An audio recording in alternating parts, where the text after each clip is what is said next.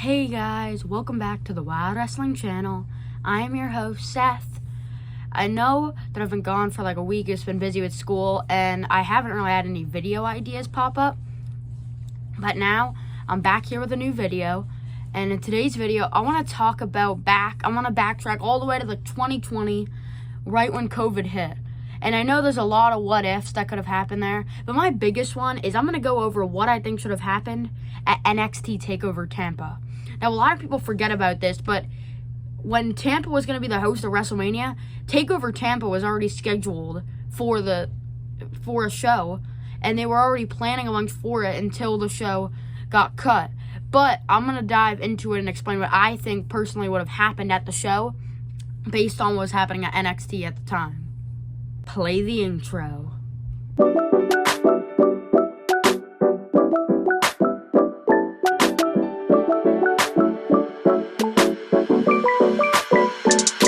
What I think would have kicked the show off was what was already scheduled. There was already qualifying matches for. People were already qualified. Like, it was already scheduled, so I'm guessing it. But as many people know, Charlotte Flair was going to challenge Rhea Ripley for the NXT Women's title at WrestleMania. So their alternate way of putting a women's match on the card was giving a number one contender's ladder match. As many of you know, if you actually watched NXT at the time, that was the match that Io Sky eventually went on and won. But this would have, in my opinion, been the great way to kick off the show, put on a great ladder match to get the show started, really give that big women's match on the card just to kind of get the show underway, because we need that big women's match. This is a great way to do it. We need a number one contender after WrestleMania, and this is a great way to solve it. The match that they had in the Performance Center was all right, but I just think if they actually had it in Tampa, it would have been awesome and crazy. So we definitely missed out there. Next up, I think we would have seen, at the time, North American champion Keith Lee defend the title against Dijak, who at the time was Donovan Dijakovic. And I also think he would have defended it against Damian Priest, because at the time, Dijak and Dijakovic were coming off a great match to kick off Takeover Portland, and Damian Priest kind of got thrown in the mix. This is kind of his first years in NXT. They all are so great in the ring, especially at the time they were in NXT. So this would have just been a great way to give the North American Championship scene their spotlight, probably even possibly steal the show. These are just such great athletes. And in a triple threat match, they can really thrive with no disqualifications, just go for some crazy moves. This would have been such an epic match, which I'm sad we never got to see it. But at least all of them are trying to do their best now out in the world, and yeah. Next up is a little more fantasy booking, but I'm just going to go off what I think. So at the time, the Broserweights, Pete Dunne and Matt Riddle, were the NXT Tag Team Champions. I think they would have defended the titles against the Undisputed Era, but they've had those matches on NXT, so I think to throw in a little flavor to it, a little mix it up, I think we could go with the people they beat in the Dusty Cup Finals, the Grizzled Young Veterans from NXT UK, to come to NXT and have a triple threat match at Takeover. I think it would make things a lot better, kind of adding someone else into it, and I think they would all just have a crazy match for the tag titles, just a good way to show them. But like I said, it's a little more fantasy booking just because they didn't show a lot of what was going to be like. But based on what I think could have happened, they were in the feud with the Undisputed Era, and I think is bringing in the Grizzled Young Veterans after losing the Dusty Cup, them being very angry about it, would be a way to kind of loop it all together into one rivalry and have them battle it out at TakeOver Tampa. Next up, the NXT Championship bout. At the time, the champion was Adam Cole, baby, who was ruling over NXT alongside the Undisputed Era, and the man he started feuding with at that point was actually a man he faced at TakeOver in Your House that year in the Backlaw Brawl.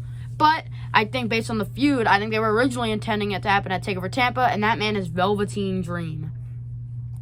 I think that this actually would have been a great match. I mean, the Backlot Brawl was all right, but I think if they got a one-on-one match, they're both such great wrestlers. They've put on some amazing matches in NXT, especially at the time they were in there, and this would have been kind of a good way to show them off on NXT TakeOver. I am sad. I just could tell this was where they were going at the time. They were going for Velveteen Dream and Adam Cole, just based off NXT, and that's definitely would have been a great match. So I'm really sad we missed out on it, but we still got a little feud, but I feel like in front of the NXT universe would have been really awesome. And the main event of the entire show, one final beat. As many of you know, if you watched NXT back in 2020, Tommaso Ciampa had a match at Takeover Portland against Adam Cole for the NXT Championship.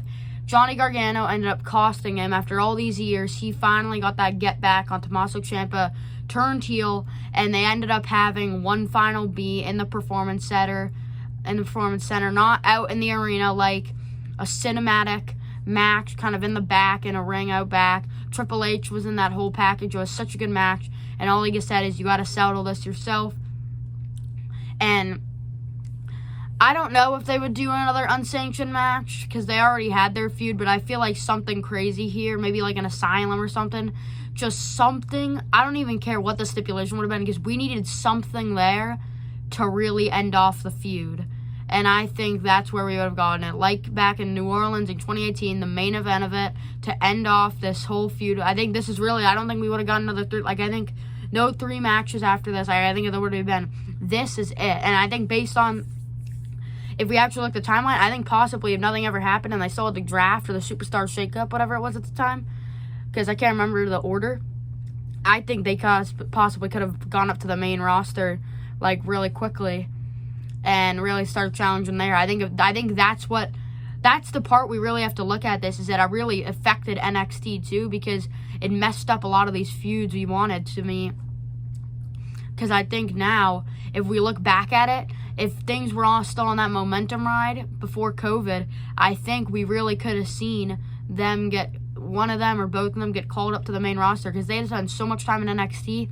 I think at that point they would have been ready to go up to the main roster and win some titles there. Like, they had both won so much on NXT that they really deserved it. Like, now that I'm thinking about it, it's just really sad that they had to spend that long in NXT before going to the main roster, and all they've really done is reunited as a tag team and won tag titles. Like, we never got that single success between the two.